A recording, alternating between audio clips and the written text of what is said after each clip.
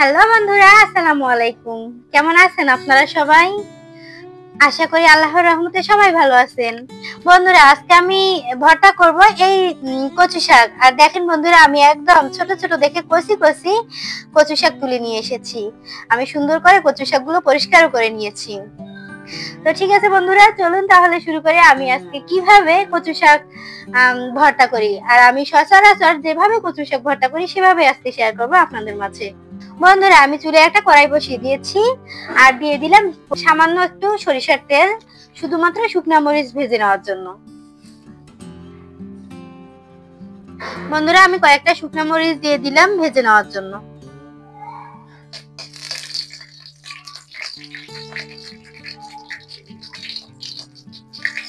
এখন বন্ধুরা, শুকনা মরিচ গুলো অনেক সুন্দরভাবে ভাজা হয়ে গেছে, এখন আমি তুলে নিব।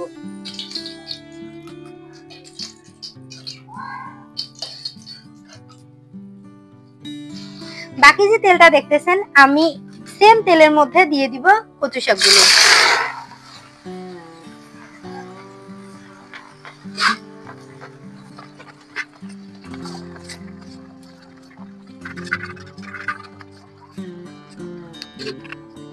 বন্ধুরা, আমি কচু শাক সেদ্ধ হওয়ার জন্য দিয়ে দিব পরিমাণ মতো পানি।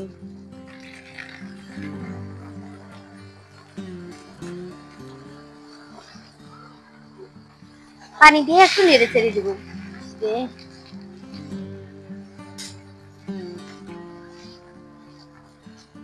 আমি এই পর্যায়ে দিয়ে দিব কাঁচামরিচ। কাঁচামরিচটা আমি বেশি করে দিয়েছি, কারণ কচু ভর্তা ঝালটা আমার কাছে বেশ ভালোই লাগে।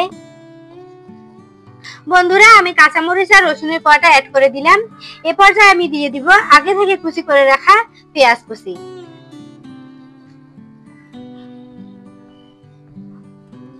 আমি ভর্তাতে আমি সব উপকরণ আগেই অ্যাড করে দেই, তাহলে আমার কাছে ভর্তাটা বেশি ভালো লাগে।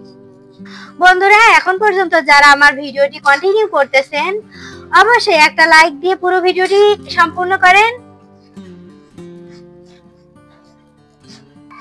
আর যদি আমার চ্যানেলে নতুন বন্ধু হয়ে থাকেন, তাহলে অবশ্যই আমার চ্যানেলটি সাবস্ক্রাইব করে বেল আইকনটি অন করে রাখেন, যেন আমি পরবর্তীতে নতুন নতুন ভিডিও দিলে সবার আগে আপনার কাছে চলে যায়।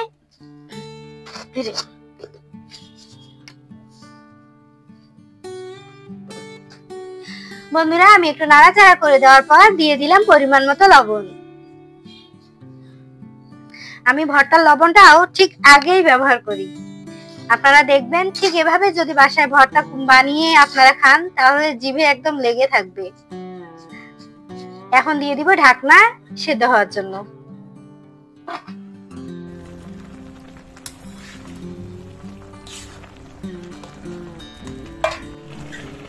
বন্ধুরা, আমি একটু পর পর ঢাকনাটা উঠে নেড়ে ছেড়ে দিব। দেখেন কত সুন্দরভাবে সেদ্ধ হয়ে যাচ্ছে। আর পানিটা বেশি দেওয়ার কারণ হচ্ছে মুখে লাগার কোনো চান্স থাকবে না। যদি কচু শাকগুলো সুন্দরভাবে সেদ্ধ হয়ে যায়, তাহলে একদম মুখে লাগার কোনো চান্স থাকবে না।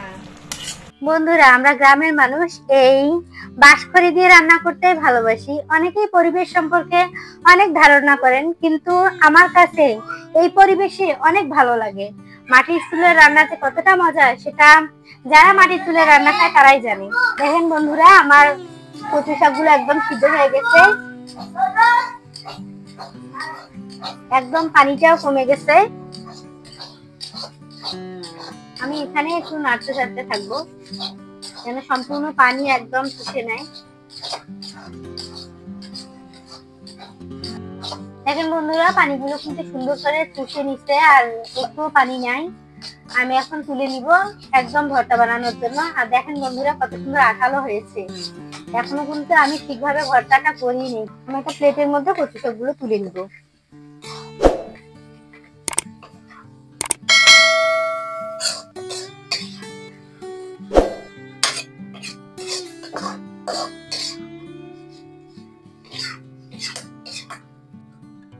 বন্ধুরা, দেখেন কচু শাকটা প্রচন্ড গরম, তাই আমি একটু ঠান্ডা করার জন্য রেখে দিলাম, তারপরে ভর্তাটা করে নিব।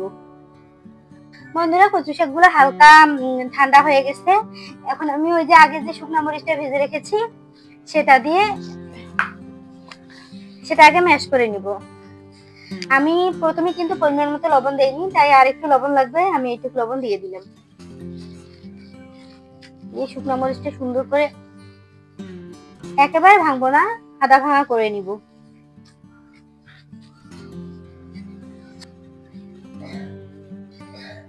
বন্ধুরা দেখেন আমি শুকনো মরিচটা একেবারে আধা ভাঙা করে নিলাম।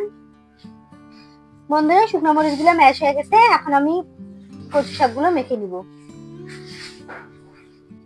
বন্ধুরা দেখেন আমি হাত দিয়ে সুন্দর করে ম্যাশ করে নিয়েছি ভর্তাটা, দারুণ একটা ভর্তা হয়েছে। আমি এই পর্যায়ে অ্যাড করব লেবু। বন্ধুরা আমি এটা বড় সাইজের লেবু নিয়েছি, আমি একদম অর্ধেকের বেশি লেবু দিয়ে দিব। বন্ধুরা আমাদের গাছের লেবু, আর দেখেন কি রস হয়েছে।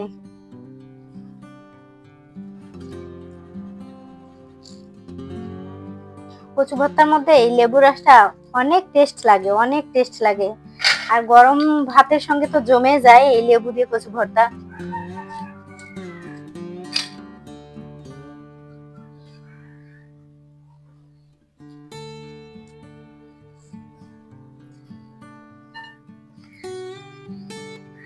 বন্ধুরা আমি সবশেষে সামান্য আরেকটু সরিষার তেল ব্যবহার করব,